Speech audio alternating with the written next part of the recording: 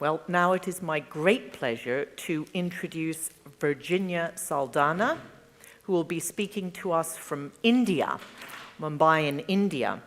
And Virginia is going to talk to us today on the Asian bishop's vision of a co-responsible church is no more. Why? But first, let me tell you just a little bit about Virginia. Virginia is a long-term woman activist, writer, and theologian. She's a founding member of the Indian Women Theologians Forum and was the executive secretary of the Commission for Women in the Catholic Bishops' Conference of India and secretary of the Asian Bishops' Conference's Women's Desk, Office of Laity and Family. And she has campaigned for so many years to bring attention of the abuse of children, of women within the Catholic Church. And so Virginia, there she is. Virginia, good morning. Good morning to all of you. Virginia, I've just given, I don't know if you could hear me, but I've just given you your introduction, and you are going to explain why the vision is no more of co-responsibility. Yes. Over to you, Virginia. Okay. I'm going to talk to you about the story of FABC, the vision that they articulated, and what happened to that vision. FABC was inaugurated in 1970 when 180 Asian bishops met with Pope Paul VI in Manila. The bishops wanted to break with their colonial past, which had brought Christianity to Asia with a European face.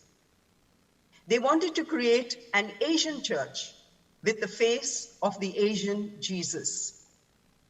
The theology was rooted in the Asian context of poverty, religious and cultural diversity. The bishops called it the triple dialogue with the poor, religions, and cultures. What was common to Asia was spirituality and hospitality. The Asian bishops were pastoral to the core. The plenary assemblies had observers who were religious, women, clergy, women and men. And the bishops listened to them and also not just heard, but listened. Asian bishops were very informal. They dressed with their normal clothes, not with the Roman dress. And very often when the Vatican representatives came to our meetings, they presented the Vatican representatives with Asian bush shirts. Here we have the bishops of my office of laity from different countries, all in their respective dresses from their countries, the Indonesian bishop, the Indian bishop, and we were the two executive secretaries there. Asian bishops, at their 5th plenary assembly of the Federation of Asian Bishops' Conferences in 1990, articulated their vision for the church in Asia and called it a new way of being church. Tom Fox, emeritus editor and publisher of the National Catholic Reporter in the USA, was so fascinated with the new way of being church, he published a book about it and called it Pentecost in Asia. The new way of being church is described as a participatory church, living as a communion of communities. You see, it with Christ as the center, the Bible at the center, the Eucharist at the center, but The community lives in their neighborhood, lives their faith in their neighborhood, where they discuss scripture and they go out and reach out in faith. A participatory church is where the gifts that the Holy Spirit gives to all the faithful, lay, religious, and clerics alike, are recognized and activated so that the church may be built up and its mission realized.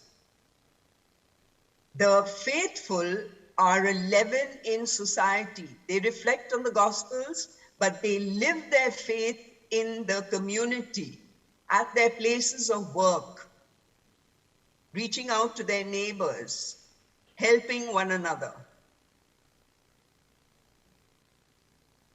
so that they can be a leaven of transformation in this world that serves as a prophetic sign, daring to point beyond this world to the ineffable kingdom that is yet fully to come.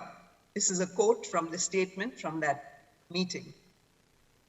The vision is rooted in liberation theology that empowers people at the grassroots to take responsibility for their lives as Catholics living in the world, where they are called to be leaven. The Asian bishops had to constantly deal with the attacks from the Vatican, that their mission was not focused on conversion. A Vatican representative was always invited to every plenary assembly and often expressed differences over the Asian vision of mission.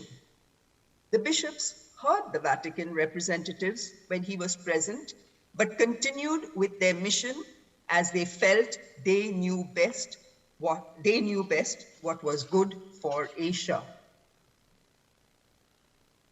The Asian bishops worked hard to make changes towards greater local authority, to make pastoral decisions.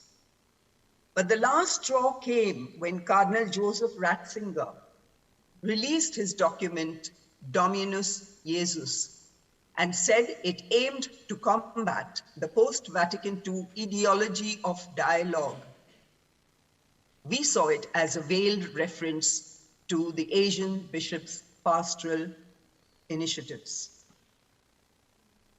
The Asian bishops saw their mission differently. They knew that the Asian continent, which has a diversity of religions, cultures, and most importantly, the largest number of the world's poor, needed to be presented with Christianity that had the compassionate face of Asian Jesus, and not the imperialistic idea of mission that came from Rome, which is, we have the truth, so you have to join us to be saved. The structure of leadership in the FABC was non-dominating. We had a secretary general who was a bishop, and an assistant secretary general who was a priest. There were 9 offices. My office of laity, women, youth, with the desk for the small Christian communities, was part of the office of laity and was managed completely by laypersons. The bishops listened and humbly acted. All the executive secretaries took decisions in their offices. They even recommended the bishops who would be members in their offices. And the central committee, the Bishop Standing Committee, would accept what the secretaries recommended and make the appointments. The secretaries decided on the themes of meeting, drew up all the correspondence. Chairman bishops just signed the letters. They trusted us completely. The executive secretaries of the desks, they attended the Bishop's Standing Committee meetings. But soon there were changes. Toward the end of the 1990s, the Vatican began to suppress liberation theology and the idea of the SCCs. The work of promoting small Christian communities and the empowerment of women ran into roadblocks. Most of the leaders in the small Christian communities all over Asia were women. And these women, particularly in remote places like Indonesia, which one diocese had about 200 islands. And these islands were managed by the small Christian community leaders. And the bishop told me many of them were women. So the women had played a very big role in the mission of the church. There were no terms for executive secretaries. But soon that changed. What happened? The Vatican sent an archbishop from their diplomatic corps to a key diocese, which is Bombay. And he not only destroyed the post-Vatican developments in the diocese, in an indirect way, he also ensured that the FABC reined in its pastoral vision and began to adapt the Vatican methods of functioning. In preparation for the 8th Plenary Assembly of Bishops, Bishop Luis Antonio Tagle, who today is in the Curia, was working with the executive secretaries on the preparatory document for the assembly.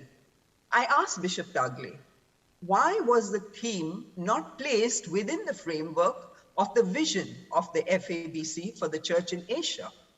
And I received no answer. That is when I realized that the vision had been put aside. So what changed?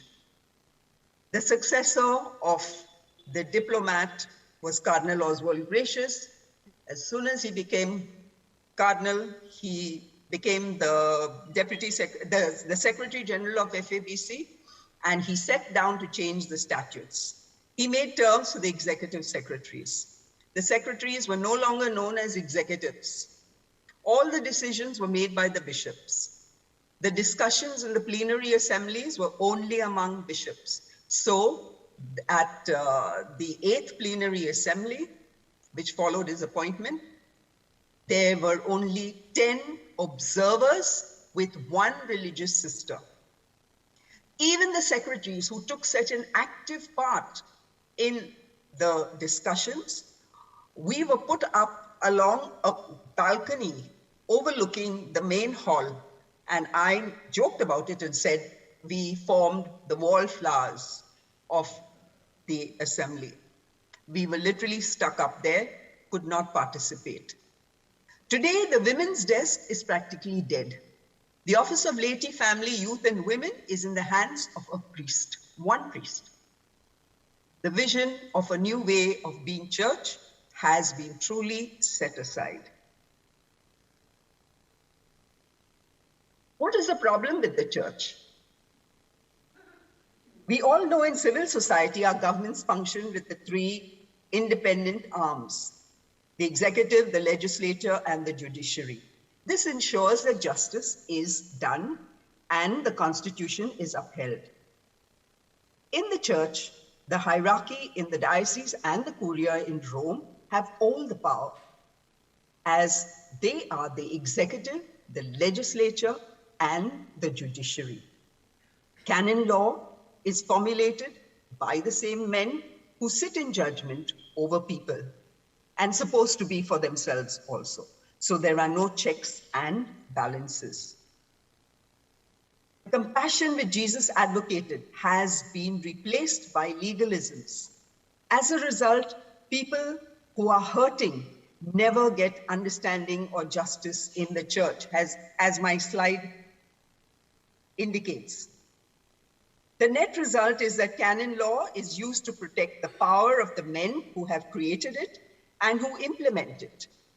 When they do anything wrong, the people of God have nowhere to turn but to the same monolithic structure. Who are in control. Our Indian activist Arundhati Roy points out, patriarchy is the underpinning of it all, because if men don't or can't control women, they know they control nothing.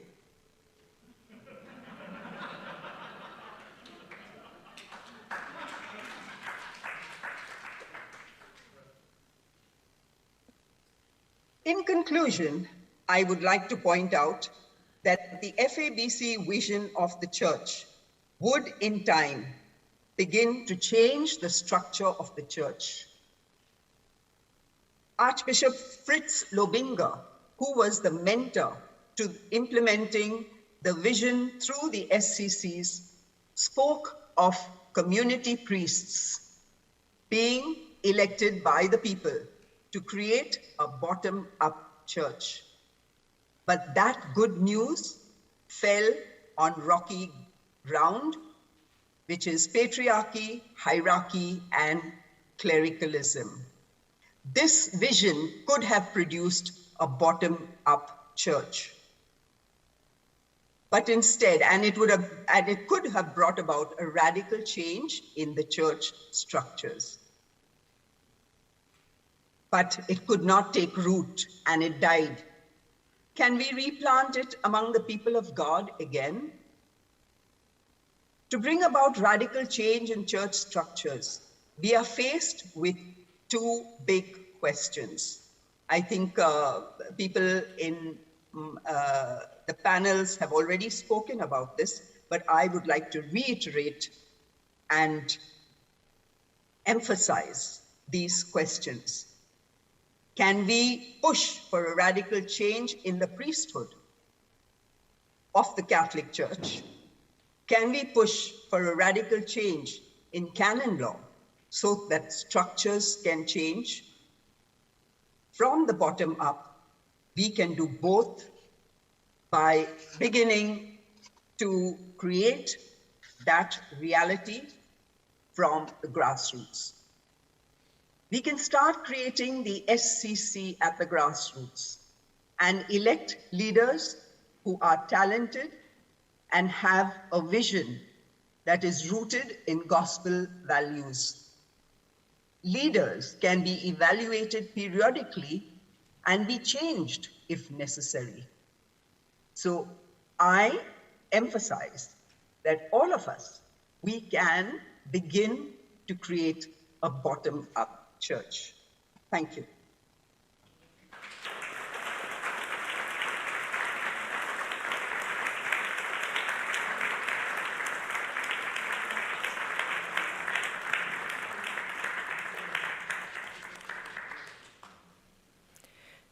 If there are any questions, I would like to take questions. I was just going to say, Virginia, that thank you so much. And if ever we needed an example of injustice and of power being concentrated in a few and denied to those, and the decision-making denied to those whom it affects, that's a brilliant example. Thank you so much. And I know that you could have told us a whole lot more about the human side of what went on in that and how that disempowerment felt. There's time for a question from the floor. Does anyone here in Bristol have a question for Virginia? Yes. Virginia, the question is about the reports of abuse of women in India, particularly religious women. And the questioner would like to know, is that being discussed? Has that got out? Or has that been swept under the carpet? If you could just tell us something about that. The women did not find any response from the church. They did not get any response, though they knocked at several doors of all the possible bishops they could contact, even the Vatican. And finally, they went to the civil courts. And now the case is in the civil courts. And it'll continue from there. The bishop has tried his best using the best lawyers. He's tried his best to get the courts to strike down saying he's innocent, he's innocent. But in India, fortunately, the courts have become so sensitive to violence to women and abuse that they have dismissed all his appeals, and they told him he has to appear in court to respond to this accusation. Fantastic, yeah. That's good news. And when is that happening? When is that likely, his appeal, to be heard? The case is currently going on. Oh, right. Great. And we formed a group of women. There are about 10 or 15 of us who are supporting these sisters wholeheartedly because their congregation has marginalized them completely. So we give them spiritual support, we give them financial support and emotional support, everything. So they remain strong right through the trial. We don't know how long it'll last. It's presently, it is at the level of the district court. It'll then go to the High Court and then to the Supreme Court possibly, because he is going to appeal.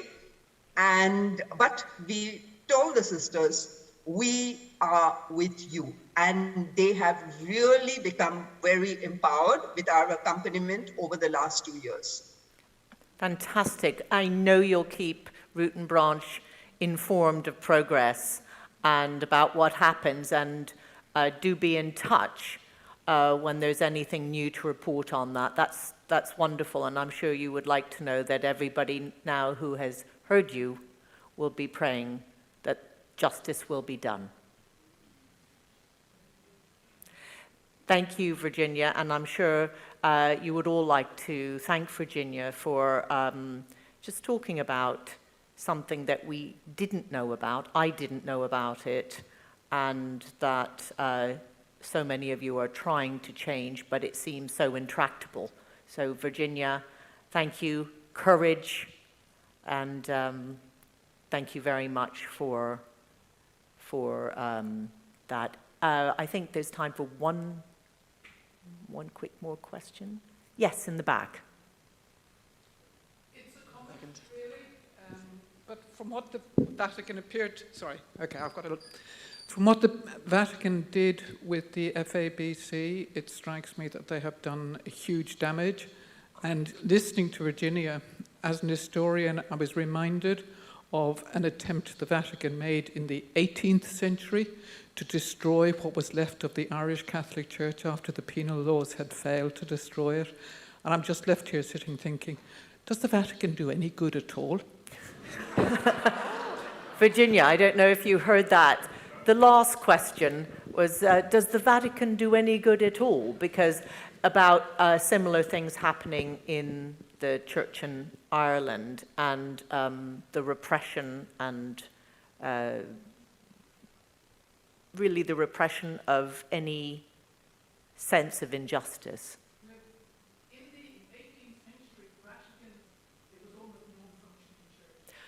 Right. Thank you for that comment. It was a comment about what happened in the 18th century, and the bishops only were allowed to ordain a half a dozen priests or so, and it reduced that. So it was a very retrograde step and damaging.